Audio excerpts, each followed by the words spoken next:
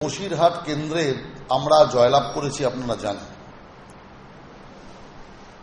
সেখানে প্রায় 1700-র উপর ভোটে বসিরহাট দক্ষিণ কেন্দ্রে ভারতীয় জনতা পার্টির প্রার্থী রাজ্যের সাধারণ সম্পাদক শ্রমিক ভট্টাচার্য জয়লাভ করেছেন,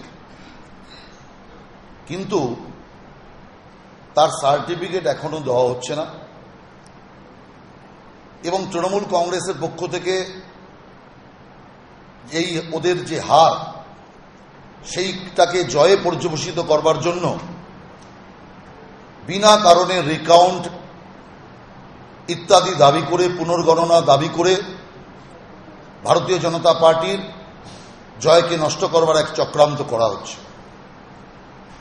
আমি সরাসরি বসিরহাট দক্ষিণ কেন্দ্রের যিনি অবজারভার আছেন ইলেকশন কমিশনের পক্ষ থেকে, তার সাথে কথা বললাম।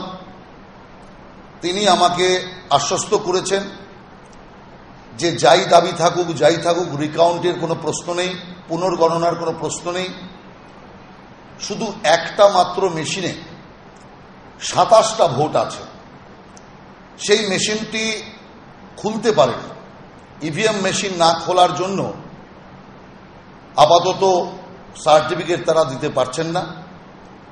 আমি সিওর সাথে কথা বলেছি এবং রাজ্যের নির্বাচন আধিকারিক সুনীল গুপ্ত আমাকে পরিষ্কার জানিয়েছেন যে আনঅফিশিয়ালি আমি জানাচ্ছি আপনারাই বিজয়ী হয়েছেন, কিন্তু নির্বাচনের ইলেকশন কমিশনের নির্দিষ্ট যে প্রসেস আছে সেই প্রসেসে যদি কোনো মেশিন না খোলে তাহলে এই বিষয়টা দিল্লিতে নির্বাচন কমিশনারের কাছে পাঠাতে হয়।